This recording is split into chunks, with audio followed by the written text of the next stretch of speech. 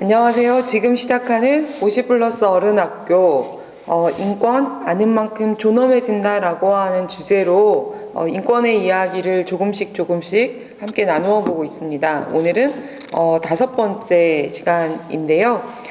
장애에 대한 이야기를 장애인의 인권에 대한 이야기를 함께 좀 나누어 보려고 합니다. 혹시 얼마 전에 그 매체를 통해서 알려진 안타까운 죽음의 소식과 그리고 안타까운 한 사람의 소식을 들으셨는지 모르겠는데요.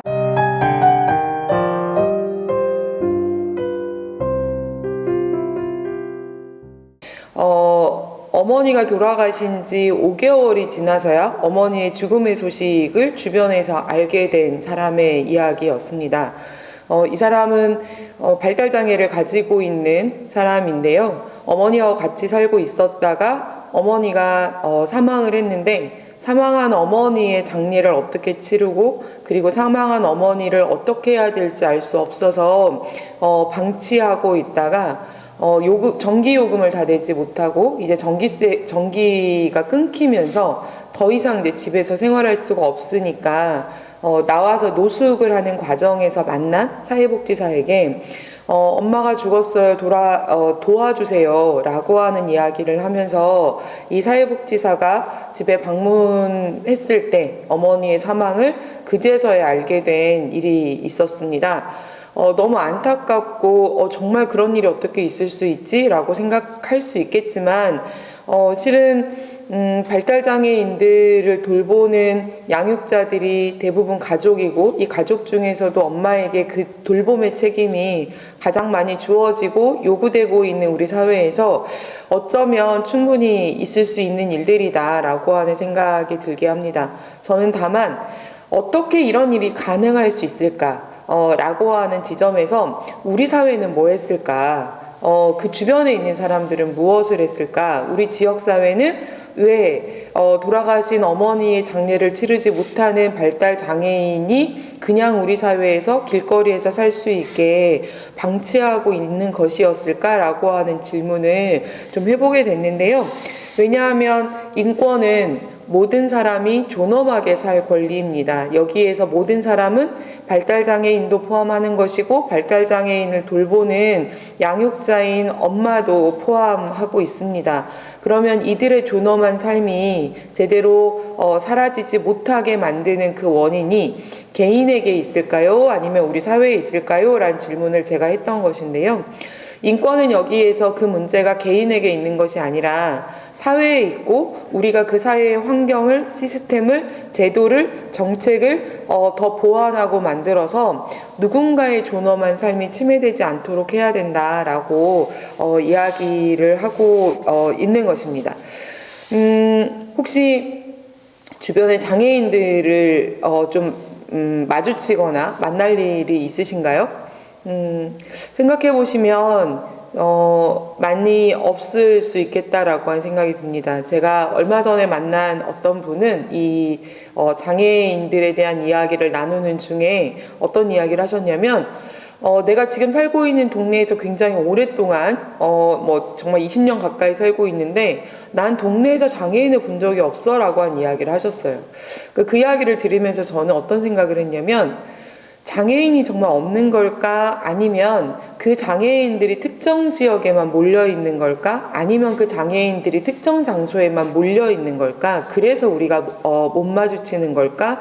라고 하는 생각을 해보았는데요.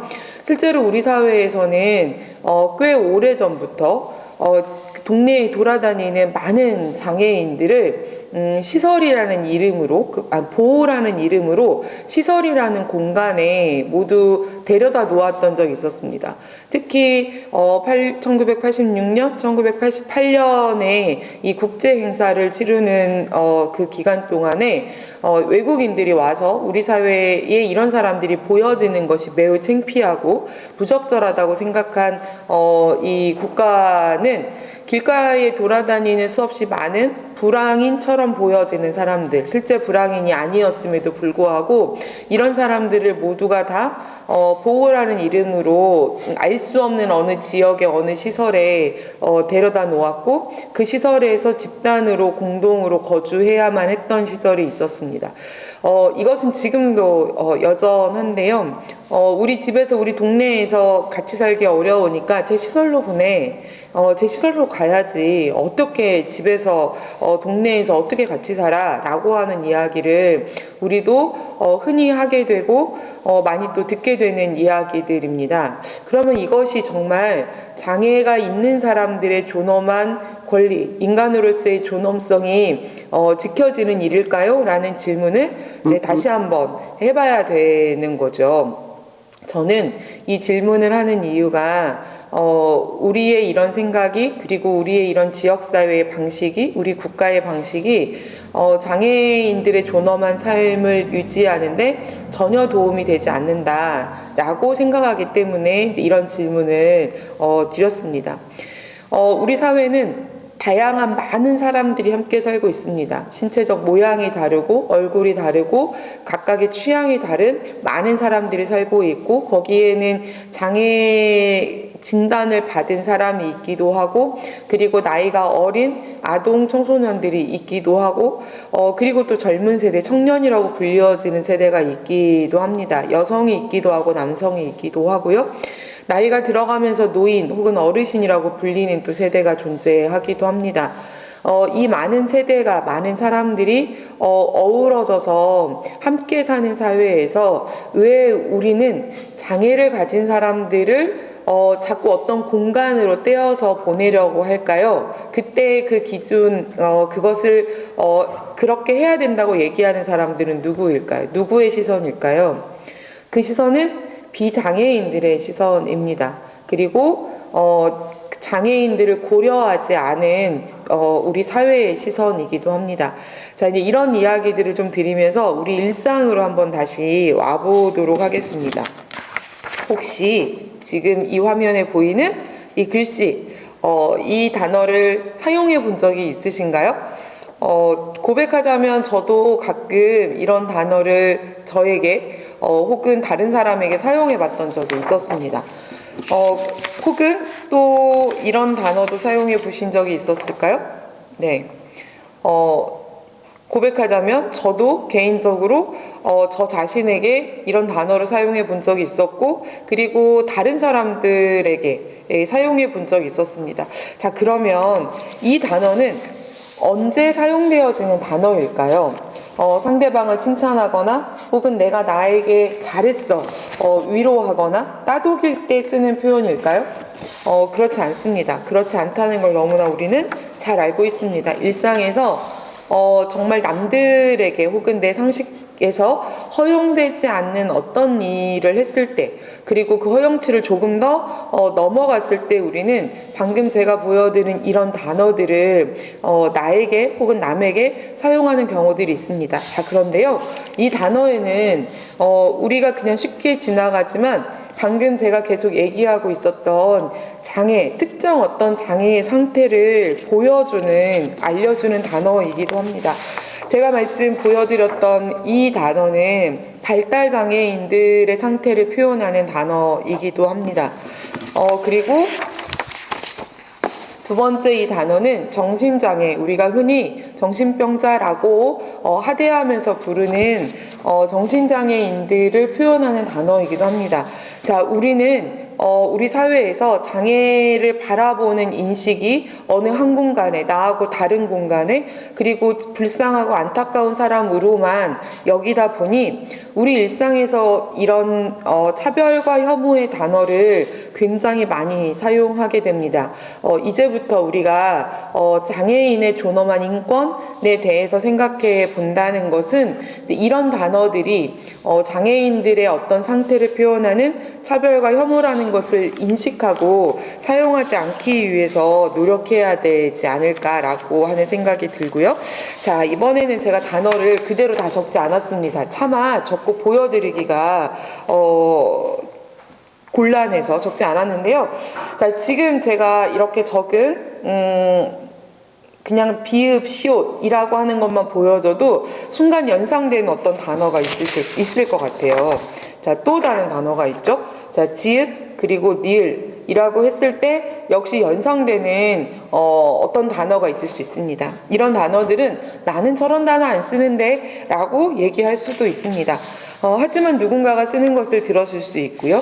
그리고 이런 단어들은 우리는 보통 욕이라고 이야기를 합니다. 욕이라고 이야기하는 이런 단어들을 우리가 일상에서 사용할 때 이 단어 역시 어떤 장애인들의 상태를 보여주는 단어입니다. 보통 신체적 장애가 있는 사람들의 상태를 보여주는 건데요.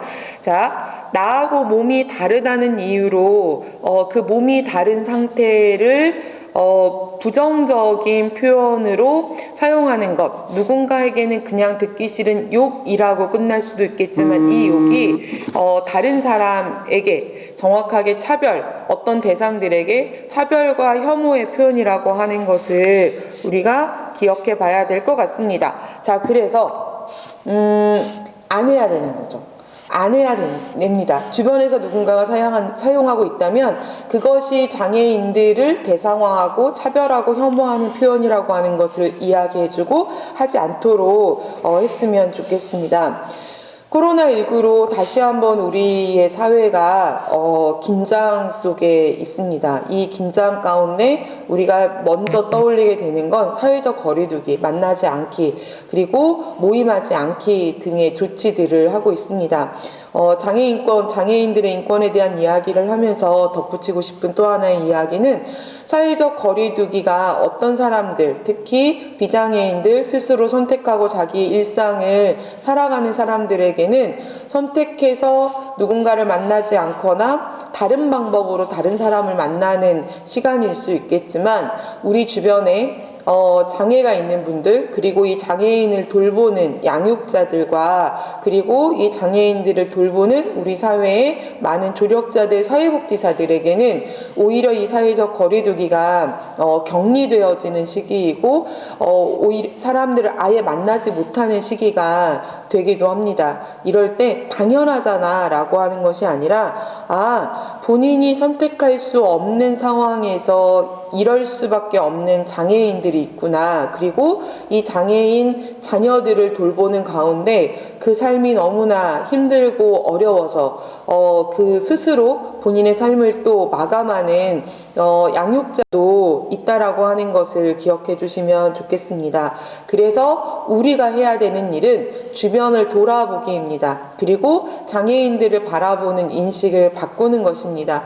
장애인들 스스로가 혹은 장애인들을 돌보는 양육자들 스스로가 이 상황을 타개할 수 있어야지 라고 개인적 책임으로 만드는 것이 아니라 우리 사회가 이 장애인들의 존엄한 삶이 유지될 수 있도록 그리고 장애인들을 돌보는 이 양육자들의 삶이 존엄하게 드러나질 수 있도록 우리 사회가 제도와 정책을 만드는 것, 이 사회적 거리두기 안에서 이들의 삶이 격리되고 배제되는 것이 아니라 주변 사람들과 함께 우리 사회의 일원으로 살아갈 수 있도록 제도와 정책을 만드는 것은 우리의 역할이라고 생각합니다. 그래서 장애인들의 인권에 대해서 한 번 더 생각해보는 지금의 시기가 되었으면 좋겠고요.